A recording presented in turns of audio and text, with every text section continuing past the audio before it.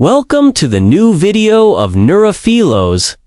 Get ready to dive into a gripping tale that will leave you breathless, thinking, and inspired. Whether you're here for the mystery, the drama, or the unexpected twists, you're in the right place. Make sure to hit that like button, drop a comment, and subscribe so you never miss another powerful story. Let's begin one. The Unconscious Manipulator 2, the bearer of the persona. 3. The owner of the Repressed Shadow 4. The moral controller 5. The complexed individual 6. The psychic vampire, the unconscious manipulator. In Jungian psychology, the unconscious manipulator describes a person whose unresolved inner conflicts manifest as compulsive interpersonal control. Unlike a conscious manipulator who deliberately schemes, this archetype operates from unconscious shadows, repressed emotions, wounds, and impulses that project outward onto others. Jung observed that until individuals acknowledge and integrate their shadow, they continue to influence behavior and relationships invisibly. The unconscious manipulator unconsciously orchestrates scenarios that resolve inner turmoil, enlisting unsuspecting victims to play roles in dramatized emotional scripts. By understanding this archetype, individuals can defend against subtle psychological undermining and cultivate healthier interactions. At the core of the unconscious manipulator's behavior lies the process of projection, where disowned aspects of the self are attributed to others. When an individual represses feelings such as anger, jealousy, or fear, these elements dwell within the unconscious and seek expression. By projecting them onto another person, the manipulator externalizes inner conflict, making the victim a kondo, making the victim a kana, repository for unwanted qualities. For instance, someone unable to face their own envy may accuse friends of jealousy, prompting defensiveness. This unconscious theater perpetuates cycles of misunderstanding as the manipulator remains unaware of the true source of their distress. Projection alone does not explain all. The unconscious manipulator often assigns roles to people around them in order to manage emotional tensions. Drawing upon Jung's idea of complexes, they unconsciously cast others as caretakers, persecutors, or sinners, the very figures that resonate with their inner wounds. A person who experienced neglect may unconsciously seek a caregiver by compelling someone to satisfy needs that were never met. Conversely, a former authoritarian figure might provoke defiance by labeling another as rebellious. In each scenario, the victim unwittingly becomes a stage partner in an ancient psychic drama. The emotional toll on those entangled with an unconscious manipulator can be severe. Victims frequently describe feelings of exhaustion, self-doubt, and confusion following interactions. They may feel responsible for the manipulator's moods, apologizing for imaginary faults, or justifying accusations of betrayal. Over time, this dynamic can erode self-esteem and distort one's sense of reality. Persistent gaslighting, denial of facts, and subtle reframing of events intensifies the damage. Without awareness of the underlying dynamics, victims can become trapped in a cycle of caretaking and blame, sacrificing their own well-being in service of another's unresolved inner conflict. Identifying an unconscious manipulator requires keen self-observation.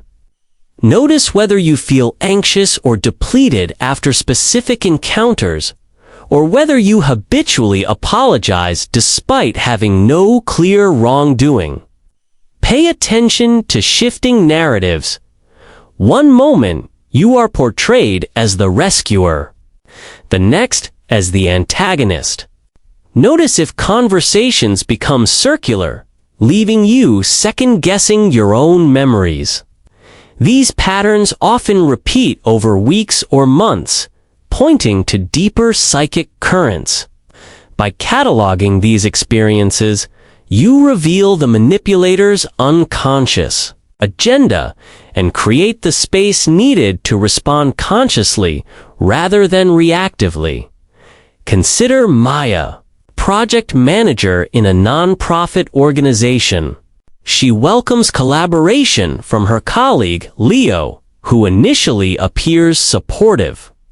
Gradually, Leo begins to demand constant updates and criticizes Maya's decisions, claiming she lacks transparency.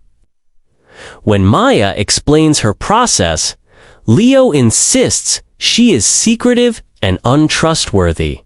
Confounded, Maya apologizes and shares more detail, hoping to alleviate tension. Instead, Leo escalates complaints, framing Maya as the problem.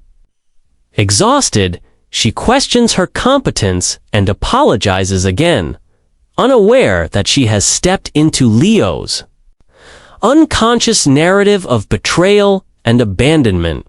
The psychological origins of this pattern trace back to early relational experiences.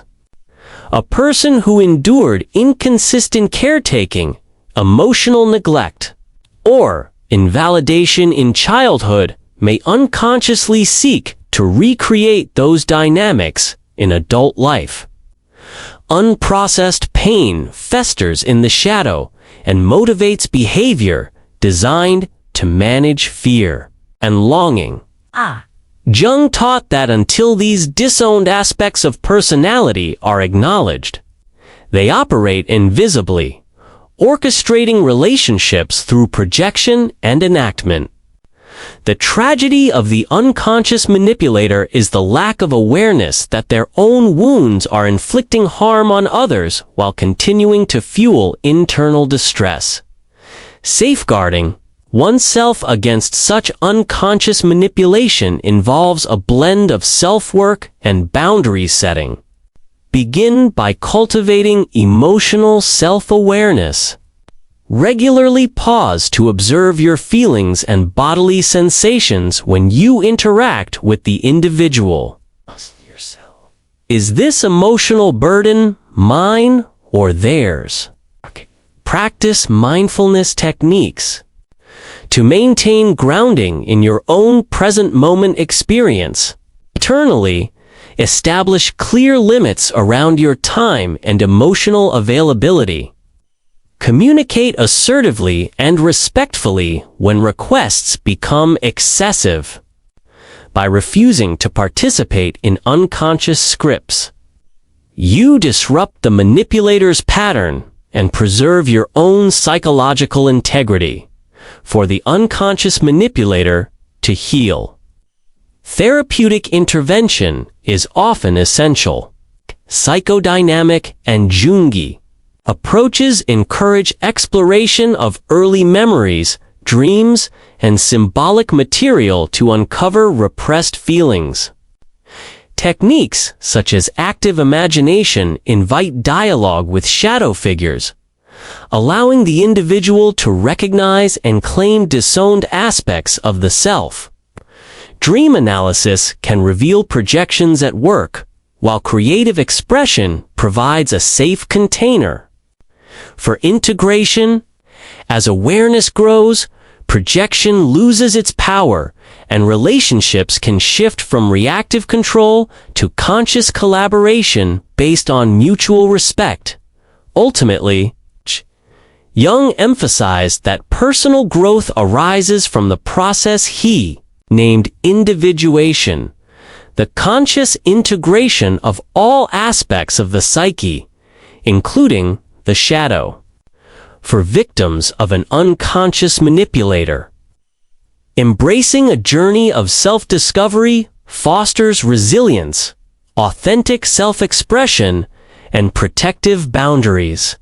For the manipulator, individuation brings liberation from repetitive dramas, enabling genuine connection. Understanding the unconscious manipulator archetype, therefore, serves a dual purpose. It warns against surrendering power in relationships and illuminates a path toward mutual healing by bringing unconscious dynamics into awareness. Both parties can transform their interactions from unconscious coercion into conscious partnership. In doing so, they move closer to Jung's ideal of a balanced psyche where authenticity and empathy coexist. The shadow need not be feared.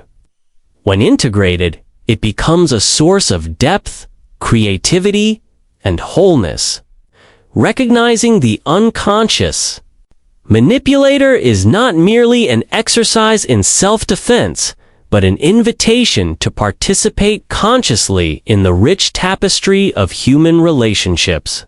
May this awareness empower you to cultivate relationships rooted in genuine understanding rather than unconscious scripts diminishing the soul. The bearer of the persona in Jungian psychology. The persona represents the social mask we present to the world, a crafted identity designed to meet expectations, gain acceptance, and conceal disfavored aspects of the self. While everyone wears a persona to some degree, the bearer of the persona is someone so enmeshed in this facade that their authentic self remains hidden even from themselves. Out of fear of rejection or shame, they cling to an idealized image, unconsciously policing their behavior to maintain the illusion. Though seemingly poised and agreeable, they become dangerous when their persona suffocates genuine interaction and forces others into scripted roles. Carl Jung introduced the concept of the persona in the 1920s as part of his broader theory of archetypes and the collective unconscious. He observed that the persona serves a vital function, allowing individuals to navigate social life by adopting roles like the professional, the caregiver, or the charming friend. However, he warned that over-identification with the persona leads to an inner split. The more one invests in the mask, the farther one drifts from one's own spontaneous feelings and instincts. The persona, originally a tool of adaptation, can thus become a prison of expectations. People become ensnared by the persona for many reasons. Early experiences of criticism, neglect, or conditional love teach us that only certain expressions of self are acceptable. A child praised solely for good grades may adopt the achiever persona to secure approval, while suppressing emotions that seem inconvenient. Over time, the persona crystallizes into a rigid performance. Critics become enemies to be denied, while positive feedback fuels the mask's power. The bearer comes to believe the persona is the true self, and any deviation feels like existential peril.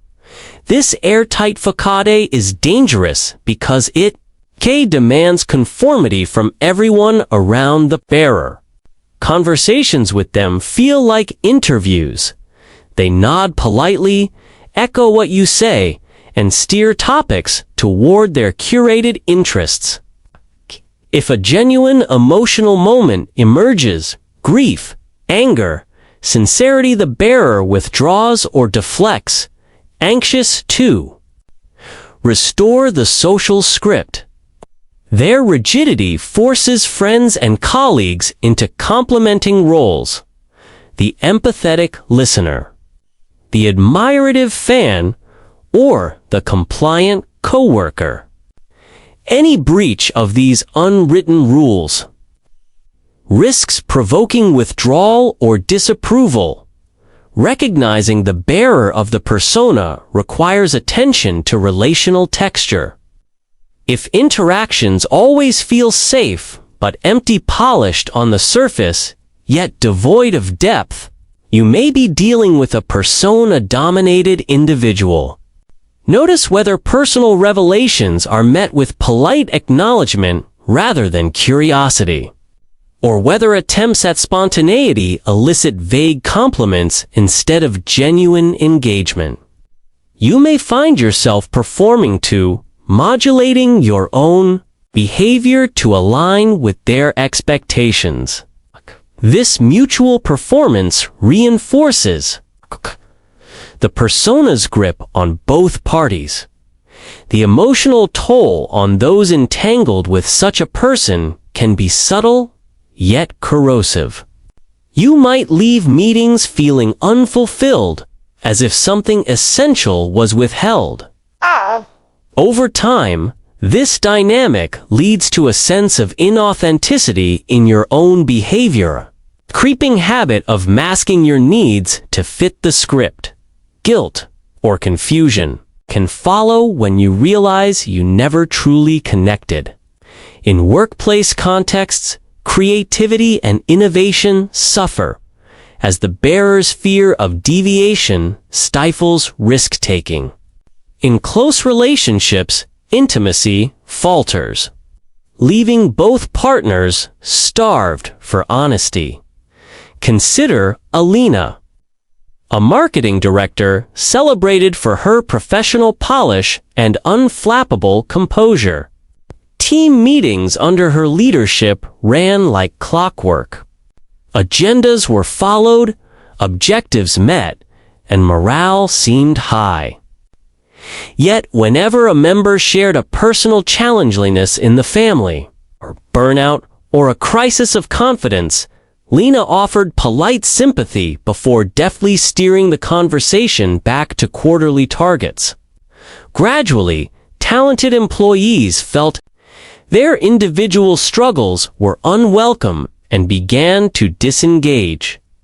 Perceiving Alina as unapproachable despite her genial surface, the roots of this persona. Over-identification often lie in early relational wounding. Children who learn that only certain behaviors win approval, smile, don't complain, be the best, no matter what, internalize a survival strategy. The persona becomes a buffer against emotional pain and a shield from vulnerability.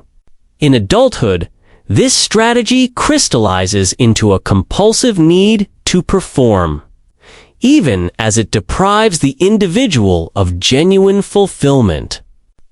Jung emphasized that such one-sided identification blinds the bearer to their own unconscious needs, which grow ever more repressed. Healing this pattern requires reclaiming the gap between persona and authentic self. Jung called this process individuation, integrating disowned aspects of personality into a unified whole. For the bearer, individuation begins with consciously noticing the moments when the mask feels constricting. Journaling around questions like, what did I feel when I said that? Or what truth did I avoid? Can illuminate the hidden self. Mindfulness practices help anchor awareness in bodily sensations, signs, that the persona is suppressing authentic impulses. At the relational level, protecting yourself involves gently challenging the persona-driven script. Invite genuine sharing. I'd like to know what this means to you personally. Or, it feels like there's more behind your calm. Would you be open to talking about it? If the bearer withdraws, maintain curiosity without pressuring them. Model authenticity by sharing small vulnerabilities of your own. Over time, you create a relational container where persona and shadow can both be present without judgment. For the bearer, therapy offers a guided path toward integration. Jungian analysts employ techniques such as dream interpretation and active imagination to reveal the unconscious tensions that fuel the persona. Through creative expression art movement, writing, the individual can safely explore disowned feelings. Group therapy can also help by providing real-time feedback when the persona over-controls interactions. As the bearer encounters acceptance for authentic expression, the mask loosens, and a more balanced, flexible identity emerges. Ultimately, Jung taught that the persona should serve consciousness, not dominate it. A healthy persona is flexible and recognizes its provisional state as one costume among many in the theater of life. The bearer of the persona, once freed from unconscious over-identification, rediscovers spontaneity, empathy, and creative adaptability.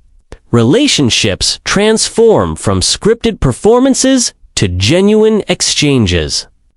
By embracing the interplay between mask and self, both the bearer and those around them step into richer, more authentic modes of being, honoring the full spectrum of their shared humanity. The owner of the repressed shadow. In Jungian psychology, the shadow encompasses the aspects of the personality that the conscious mind refuses to acknowledge: anger, envy, greed, fear, and other impulses deemed unacceptable. Everyone carries a shadow. Most people keep it at arm's length, glimpsing its contents only in moments of unguarded self-reflection or in dreams. The owner of the repressed shadow, by contrast, has buried these disowned qualities so deeply that they fester beneath the surface, only to erupt unpredictably and often destructively. Unlike the unconscious manipulator, whose control tactics stem from projection of unresolved conflicts, the owner of the repressed shadow appears calm and virtuous until a hidden, emotional volcano explodes without warning. At the heart of this archetype lies the process of repression, the ego's active denial of thoughts, feelings, or desires that threaten its self-image. From early childhood, social conditioning teaches us that certain emotions, rage, lust, envy, are shameful. To maintain self-esteem and social acceptance, we banish them to the unconscious. Jung insisted that what is repressed does not vanish. Instead, it grows in potency. The more ruthlessly one suppresses the shadow, the more power it accrues. Until a seemingly trivial trigger ignites an outburst that surprises both the individual and everyone around them. The owner of the repressed shadow often cultivates an identity defined by compassion, self-control, or unshakable moral rectitude. This cultivated image becomes a fortress against guilt. If I am always kind and restrained, I cannot possibly harbor dark impulses. Such people excel in roles that reward integrity: teachers, spiritual leaders, community volunteers, yet their inner disowned material simmers. When stress mounts, or when their carefully maintained image feels threatened, the repressed shadow breaks through in the form of disproportionate anger, passive-aggressive sabotage, or secret indulgences that starkly contradict their public persona. Consider David, a high school guidance counselor known for his gentle demeanor and unwavering calm. Students and colleagues alike describe him as a pillar of patience. Yet, during budget meetings, when his recommended program was criticized, he erupted in a torrent of invective, denouncing dissenters as enemies of progress and stamping out of the room. Later, he claimed to have no memory of the tirade and felt profound shame. In that moment, the righteous mask shattered, revealing a depth of rage he had long denied in himself. His shadow, repressed for decades, had seized control. For those who interact with an owner of the repressed shadow, the unpredictability of these eruptions is deeply unsettling. One moment, you enjoy warm encouragement. The next, you face inexplicable hostility. This emotional whiplash fosters a climate of anxiety and hypervigilance. Coworkers may avoid offering honest feedback. Friends may hesitate to share concerns. Over time, relationships erode under the weight of unspoken fear. Victims of these sudden shadow fires often blame themselves, believing they must have unwittingly crossed an invisible line. Recognizing the owner of the repressed shadow requires sensitivity to emotional extremes. Notice whether someone's overwhelming kindness or composure seems too perfect. Observe if minor criticisms trigger disproportionately intense reactions.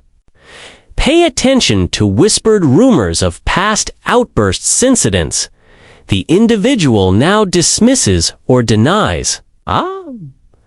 In conversation, you might detect fleeting flashes of bitterness or sarcasm before the facade snaps back into place.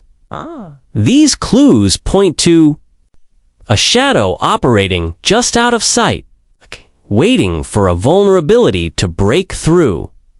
Protecting yourself involves both caution and compassion. First, maintain clear personal boundaries. Do not assume the other's calm surface guarantees emotional safety. If you feel tense or uneasy, despite their outward politeness, trust that instinct. Limit exposure to high-pressure situations where the shadow is most likely to erupt: heated debates, public criticisms, or personal challenges. At the same time, extend empathy. Understand that beneath the veneer lies a person wrestling with unacknowledged pain. Avoid shaming them for occasional outbursts. Instead, model emotional honesty by acknowledging your own imperfections. Helping an owner of the repressed shadow toward integration necessitates creating a safe space for the shadow to surface consciously. In personal relationships, gently encourage open discussion of uncomfortable feelings. I sensed some anger just then. Could you tell me what that felt like? Such invitations, delivered with warmth rather than accusation, signal that the full range of emotion is acceptable. In professional settings, introduce reflective practices, journaling, debriefing sessions, or peer support circles that normalize the admission of frustration and disappointment. Therapeutic work with this archetype often follows Jungian or psychodynamic methods. Dream analysis is particularly powerful. Dreams frequently dramatize shadow content in symbolic form, allowing the individual to encounter disowned traits under the guise of narrative. Active imagination, a technique involving dialogue with inner figures, lets the person speak directly with the shadow, transforming it from a hidden monster into a recognized part of the self. Art, therapy, movement exercises, or role-playing can also externalize shadow material safely, granting the individual experiential familiarity with emotions they have long feared. Integration of the shadow does not mean unleashing unbridled anger or indulging all impulses. Rather, it involves acknowledging the shadow's existence and learning to express its energies in balanced, constructive ways. The repressed rage that once exploded destructively can become assertiveness in defending personal boundaries. Secret envy can fuel healthy ambition. Buried fear can foster genuine humility. Jung believed that conscious contact with the shadow enriches creativity, deepens empathy, and expands the personality's capacity for wholeness. For those living or working alongside an owner of the repressed shadow, true transformation requires patience and consistency. When you witness a shadow-fueled outburst, resist the urge to retaliate or withdraw abruptly. Instead, maintain a steady presence, and, when appropriate, offer a reflective observation. That reaction seemed intense. I'm here if you want to explore what came up. If they retreat, respect their need for space, but remain available. Over time, repeated experiences of acceptance can coax more authentic emotional expression, reducing the likelihood of covert build-up. Ultimately, Jung held that the shadow is not an enemy but a reservoir of psychic vitality, raw energy that once integrated enriches life. The tragedy of the owner of the repressed shadow lies in their unwitting self-imprisonment. By denying part of themselves, they sacrifice spontaneity, warmth, and authenticity. Relationships suffer under the weight of concealed anger. Creativity stagnates. Inner suffering intensifies. Yet, the very eruption that causes harm can become a catalyst for change. Met with understanding rather than rejection. In the crucible of conscious integration, the once repressed shadow dissolves its tyranny. The individual learns to name and claim every emotion, no matter how unsettling. They discover that anger need not destroy, envy can clarify unmet needs, and fear can guide towards self-protection.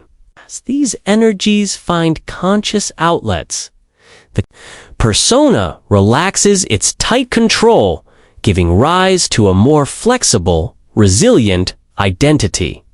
The owner of the repressed shadow evolves into a balanced self, someone whose moral integrity coexists with the full spectrum of human feeling.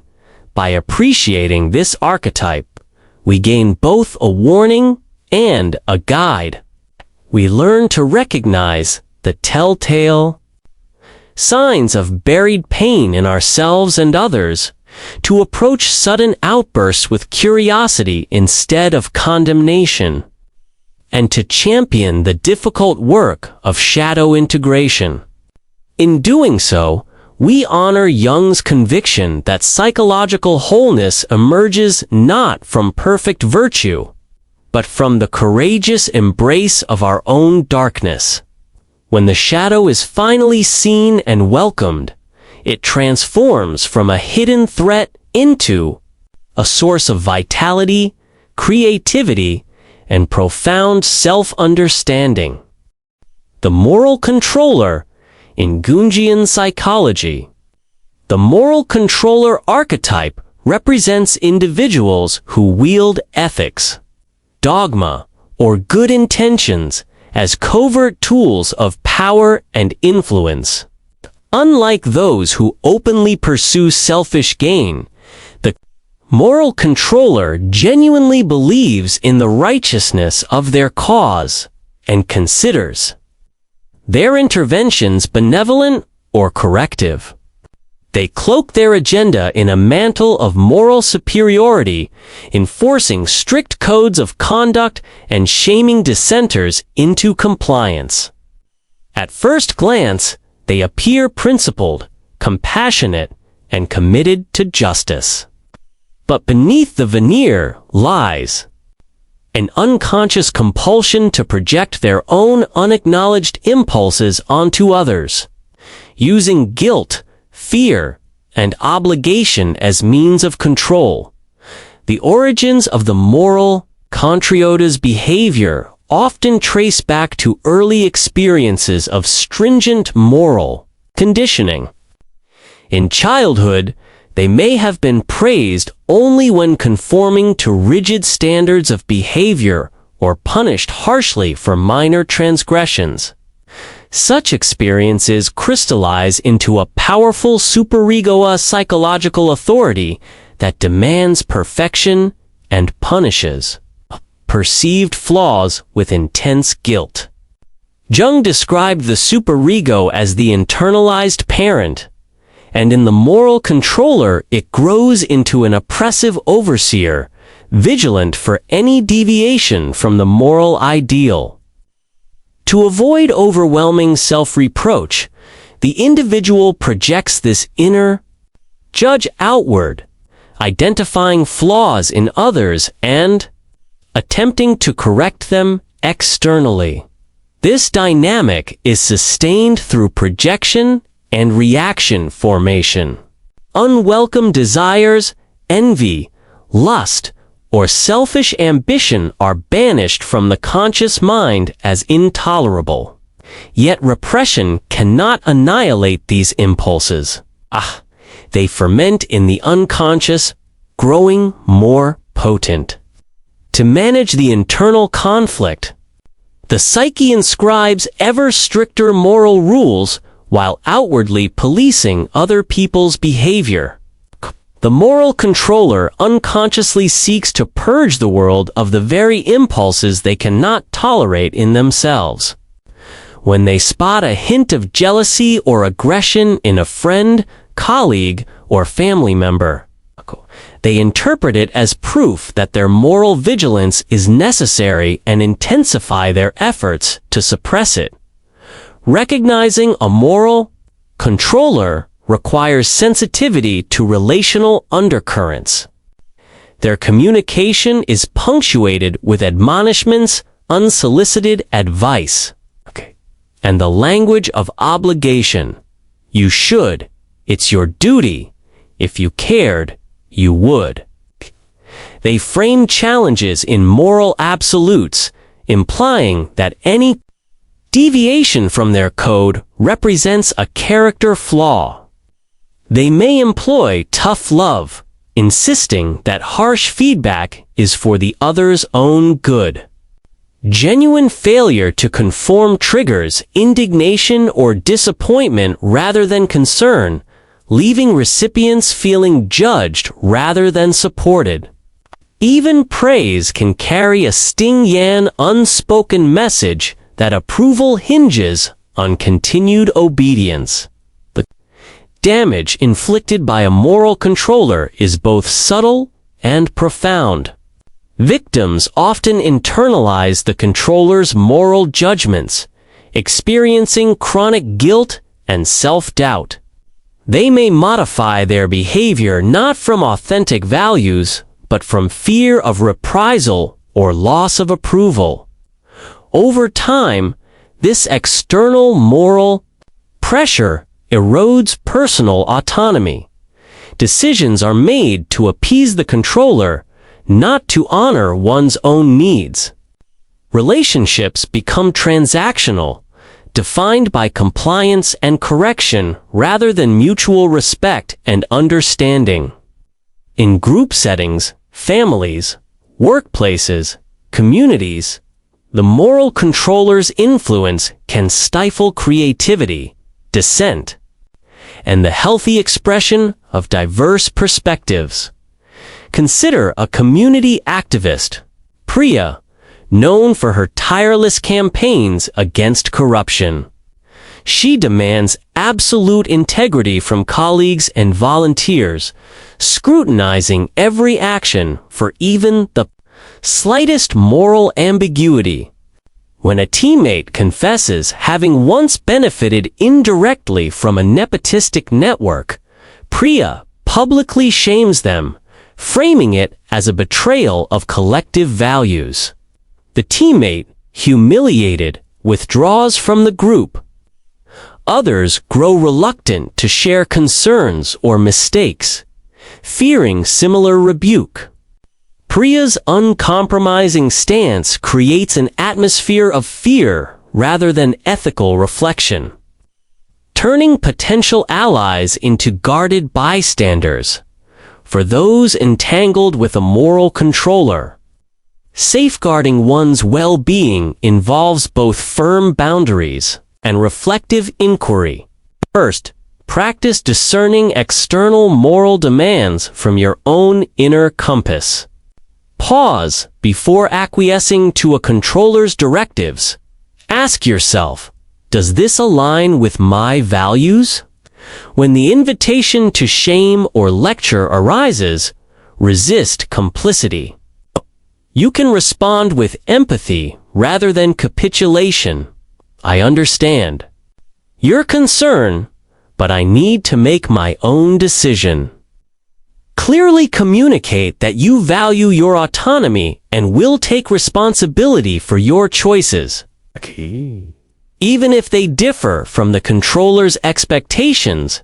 At the same time, extend compassion toward the moral controller, remembering they to act from unconscious wounding. Offering gentle feedback can sometimes awaken their awareness.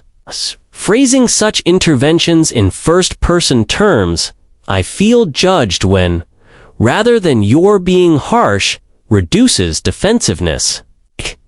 If the relationship allows, invite dialogue about their moral standards.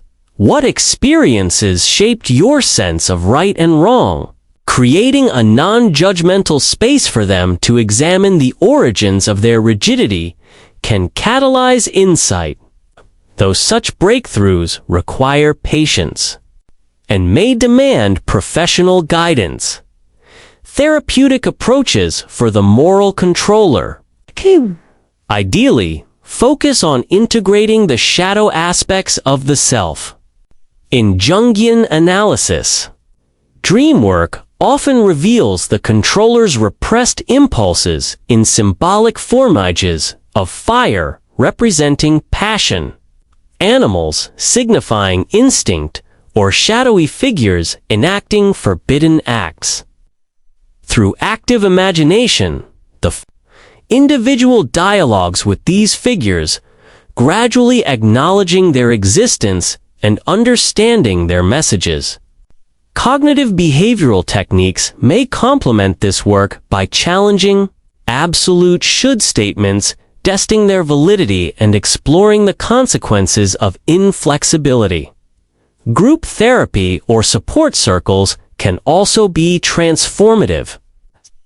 They expose the controller to diverse viewpoints and the healthy expression of moral autonomy. Witnessing others discuss mistakes and learn without punitive judgment models a more balanced morality, one that values growth and empathy over rigid conformity.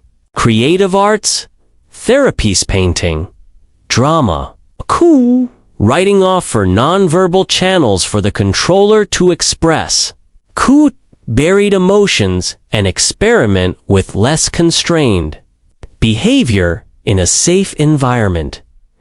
Integration of the shadow does not mean abandoning moral principles. Rather, it fosters a flexible ethics grounded in self-awareness and compassion. The former moral controller learns to distinguish genuine moral convictions from the fear-based imperatives of a punitive supido. They come to appreciate that mistakes can be catalysts for learning, that compassion can coexist with accountability, and that moral growth arises more readily in climates of understanding than in climates of blame in relationships. This transformation shifts dynamics from coercion to collaboration. Partners, colleagues, and friends find space to voice authentic concerns and explore ethical dilemmas without fear of moral censure. The once rigid enforcer becomes a guide who offers perspective while honoring others' autonomy.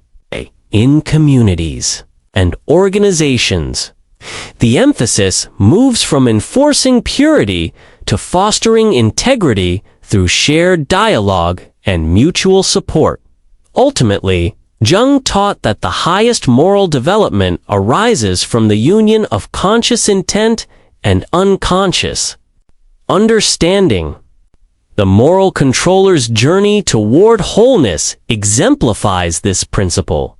By integrating the shadow, they reclaim the vitality of repressed impulses and refine their moral compass through lived experience rather than abstract idealism. When ethics emerge from authenticity rather than coercion, both the individual and their community flourish.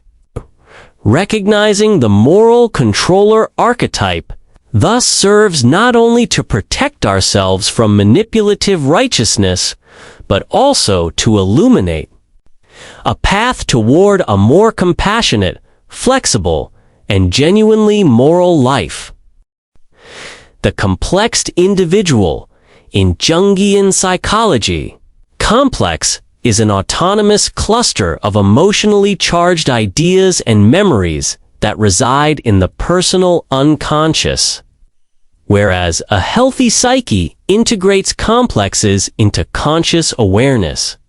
The complex individual remains unconsciously governed by one or more of these repressed patterns.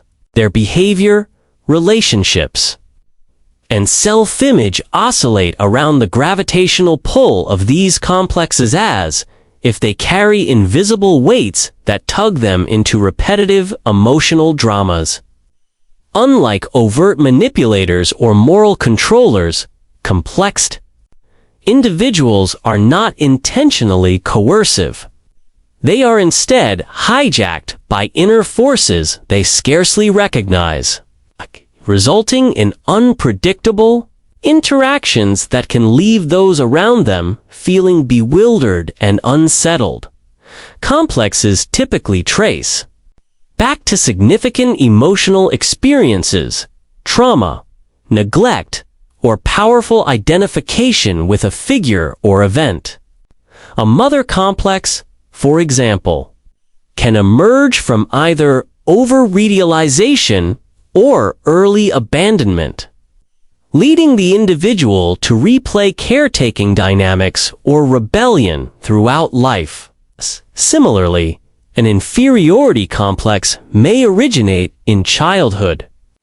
Comparisons, leaving the person perpetually striving or alternatively hiding to avoid exposure. Jung described complexes as splinter psyches, each with its own motives and effective charge.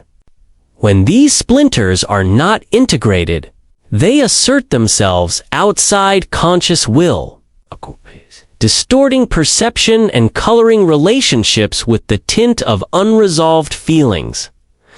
The hallmark of the complexed individual is emotional volatility around specific themes. Consider someone ruled by a persecution complex. Minor setbacks being passed over for a meeting, a slight in tone are interpreted as conspiracies against them. Their response may range from smoldering resentment to public accusation. Conversely, a martyr complex manifests as self-sacrifice taken to an unhealthy extreme.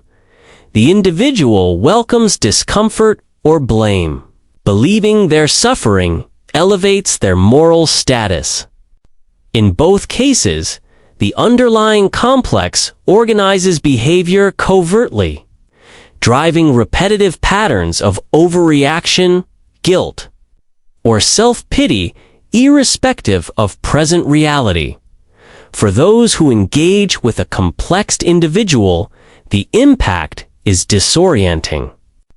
Conversations shift from mundane topics to charged reenactments of past pains. A well-intentioned comment can trigger a complex's remnants, resulting in tears, anger, or withdrawal. People around them may feel as though they are walking through emotional minefields, unpredictable explosions, followed by apologies. Proclamations of loyalty, followed by accusations of betrayal. In professional settings, team cohesion suffers when one member's complex dominates group dynamics. Creative brainstorming sessions become blame games, and collaboration stalls under the weight of unspoken history. Recognizing that you are interacting with a complex individual requires attention to recurring emotional loops.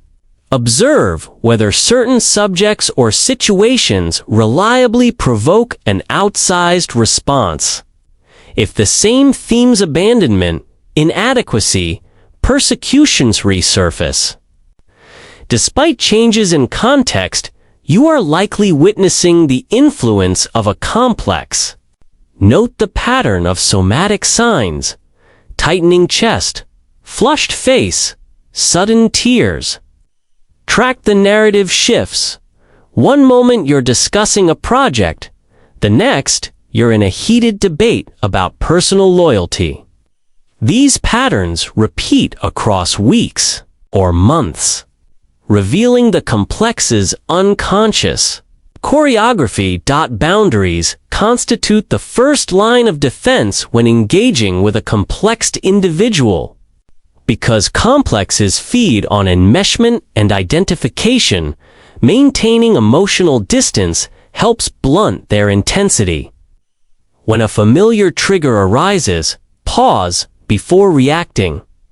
Ask yourself, is this person responding to me or to something buried in their past? Use concise, calm language to express your limits. I'm here to discuss our work, not past grievances. If the conversation descends into a familiar drama, gently disengage. Offer to resume when both parties can focus on the present issue. Such principled detachment reduces the complex's fuel, denying it the emotional resonance it craves. Self-care is equally vital. Engaging with someone under the sway of a complex can be draining, as you may find yourself oscillating between caretaking and defensiveness. Schedule breaks, seek supportive friendships outside the relationship, and practice grounding techniques. Mindfulness exercises, deep breathing, body scans, or brief meditations help you stay centered when emotions run high.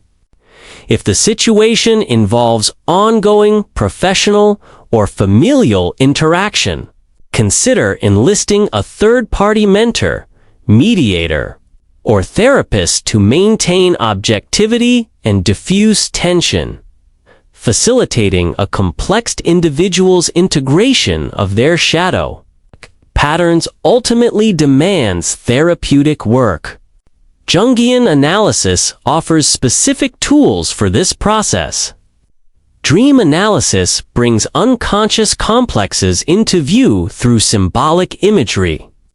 A recurring dream of being lost, for instance, may point to an abandonment complex, while dreams of drowning could signal an overwhelm complex.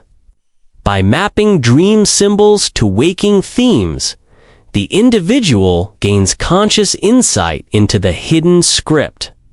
Active imagination, another Jungian technique, encourages dialogue with the complex in an embodied way, drawing, writing, or verbally addressing the internal figure that represents the wound. This method fosters direct engagement with disowned aspects, transforming them from tyrannical puppeteers into conscious allies.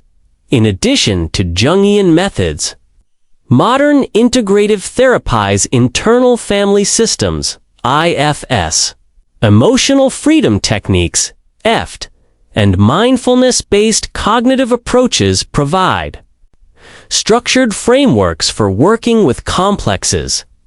IFS, for instance, treats each complex as a part of the self, allowing the individual to witness its dynamics from a self-led perspective. Taps into the body's energy meridians to release the emotional charge bound to traumatic memories. Mindfulness practices cultivate a non-judgmental stance toward intrusive thoughts and feelings, empowering the individual to observe the complex without fusion or over-identification. Group therapy can also be transformative for complex individuals. In a safe, communal setting, they witness their own patterns mirrored in others' narratives, realizing they are not uniquely flawed, but subject to universal psychic dynamics. Group feedback helps them see when a complex is activated and practice conscious self-regulation in real time. By sharing personal struggles and goals, they experience support for authentic expression rather than projection, fostering the flexibility needed to loosen a complex's grip. Over time, conscious engagement with complexes leads to integration and growth. The once reactive patterns soften as the individual claims ownership of their wounds. Anger becomes a source of boundary-setting energy rather than explosive blame. Fear transforms into cautious curiosity. The martyr's need for suffering releases into compassionate service, chosen freely, not compulsively. As each complex dissolves its unconscious hold, the personality expands, making room for genuine spontaneity, creativity, and balanced relational dynamics. Ultimately, the journey of the complex individual exemplifies Jung's vision of individuation, the gradual unfolding of the whole self through conscious integration of unconscious contents. Complexes, once shunned as pathologies, become treasures of insight and vitality when acknowledged and understood. For those around a complex individual, bearing witness to this transformation is both challenging and rewarding. Relationships evolve from reactive entanglements into genuine partnerships rooted in mutual self-awareness.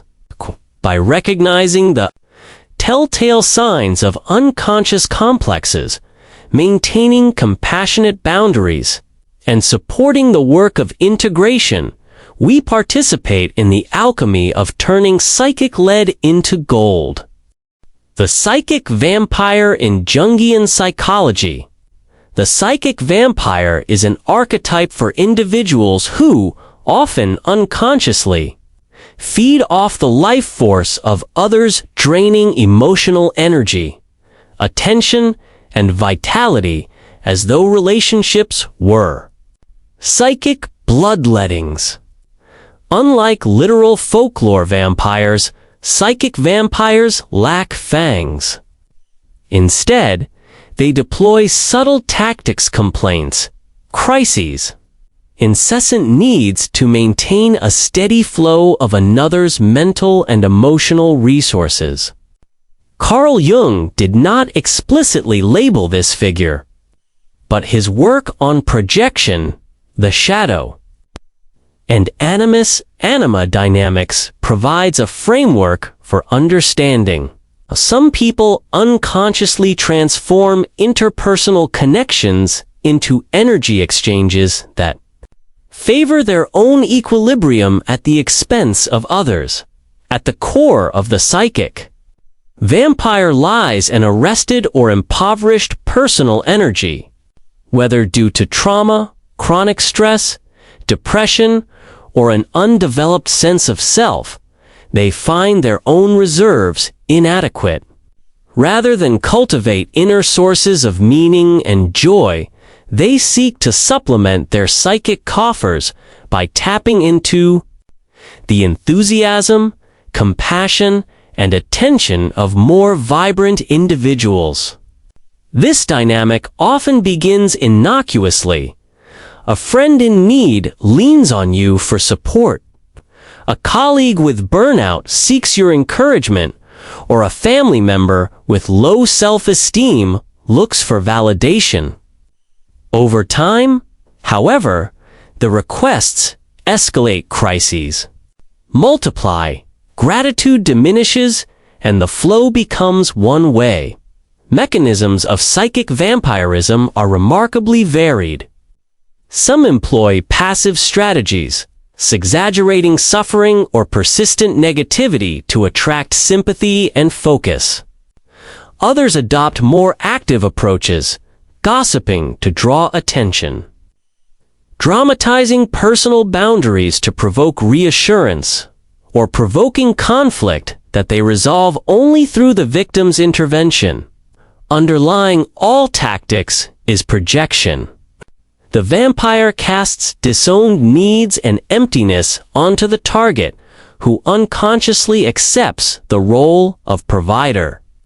The target's empathy, guilt, or sense of responsibility compels ongoing engagement, inadvertently fueling the vampire's inner void. Consider Helena, a woman who habitually arrives at friends' homes bearing calamities: a lost job, a health scare, a broken relationship. Initially, her circle rallies. They offer advice, accompany her to interviews, and lend comfort. But as her dramas proliferate, gratitude fades. She repays kindness with criticism or by abruptly vanishing in the next crisis. Friends begin to dread her calls, yet feel guilty if they decline. Unwittingly, they have become energy donors. Their worry, time, and emotional bandwidth feeding Helena's insatiable need for external validation. While their own lives feel constrained and anxious, victims of psychic vampires often describe a profound sense of depletion, mental fog, emotional exhaustion, and even physical symptoms like headaches or insomnia following interactions. They may notice themselves becoming hypervigilant, anticipating the vampire's next request, rearranging schedules to accommodate crises, or suppressing personal needs to avoid guilt trips. Over time, these patterns erode self-confidence and blur boundaries. The victim questions whether their own needs are legitimate and grows reliant on positive feedback to counter the constant barrage of negativity or demand, Recognizing a psychic vampire requires honest self-reflection. Ask yourself, do I feel lighter or heavier after this person leaves? Am I more energized by most social interactions, except with this one individual? Do I apologize to them more often than they apologize to me? Are my friendships based on mutual exchange or chronic one-way support? Look for recurring patterns, crises that conveniently align with your availability, displays of dependence that intensify when you try to assert your own priorities, or manipulative use of guilt after all I've done for you. These telltale signs reveal a relationship structured around psychic transmission rather than genuine. Reciprocity. Protecting yourself from psychic vampirism begins with boundary setting. Clearly define your limits around time, attention, and emotional labor. You might say, I hear you're in pain, but I can only talk for 30 minutes tonight, or I'm happy to help you draft that resume, but I can't take on your childcare arrangements. Keep your tone compassionate but firm. Psychic vampires often test boundaries repeatedly, so consistency is crucial. If guilt arises these from the vampire's protests or your own habit of overgiving, remind yourself that sustainable compassion requires self-preservation. Self-care, practices, meditation, hobbies, and supportive relationships recharge your energy stores, making you less susceptible to depletion. Sometimes, total withdrawal is necessary. If repeated boundary setting fails and the relationship continues to drain you, consider distancing yourself or ending the connection. This can be especially challenging when the vampire is a family member or a long-term friend. But your psychic health should take priority. Enlist support from trusted allies or a therapist to navigate potential feelings of guilt or fear. You are not abandoning them. You are preserving the capacity to engage with the world from a place of strength, not deficiency. For the psychic vampire themselves, healing requires confronting the unconscious deficits that drive their energy-seeking behaviors. Jungian and psychodynamic therapies offer valuable tools. Dream analysis often reveals images of emptiness, dark wells, hollow rooms, or withered landscapes symbolizing psychic starvation. Active imagination permits direct dialogue with these symbols, inviting the individual to ask, "What do you lack? And how can I nourish you from within?" Creative therapies, art, music, movement, encourage the expression of suppressed vitality and the discovery of new sources of meaning. Group therapies provide a safe context to experience genuine reciprocity as peers both give and receive support. Learning balanced exchange. Mindfulness-based and somatic practices can also empower psychic vampires to reclaim their energy. Techniques such as body scans or grounding exercises help them notice when they feel drained or when they begin to reach out compulsively. Pausing before initiating a request allows exploration of alternative strategies, self-soothing activities, reflective journaling, or reaching out to multiple supportive contacts rather than overburdening one. Cognitive behavioral interventions target distorted beliefs, the idea that I'm only worthy when someone helps me, or if I don't have a crisis, people will abandon me. By challenging these narratives, the individual can build self-validation. and reduce dependency on external emotional lifelines as the psychic vampire integrates these insights. Relationships shift from parasitic to symbiotic. The former vampire learns to enjoy companionship without monopolizing others' energy. They become both giver and receiver of support. Their inner wellspring of creativity, empathy, and resilience begins to replenish, diminishing the drive to feed off others. Those who care for them discover a more balanced, dynamic shared vulnerability, mutual encouragement, and authentic connection. Jung emphasized that the unconscious components we resist only gain strength. For psychic vampires, the remedy is to face feelings of lack head-on and to cultivate internal resources through conscious work. When they learn to source energy from their own psyche through meaningful activity, creative expression, and self-compassion, they no longer need to drain others. Relationships, once marked by exhaustion and guilt, transform into nourishing exchanges that honor each person's vitality. By recognizing the psychic vampire archetype, setting clear boundaries, and fostering conscious integration, we protect our own psyche and help others awaken to the full spectrum of human potential where giving and receiving flow in harmonious balance.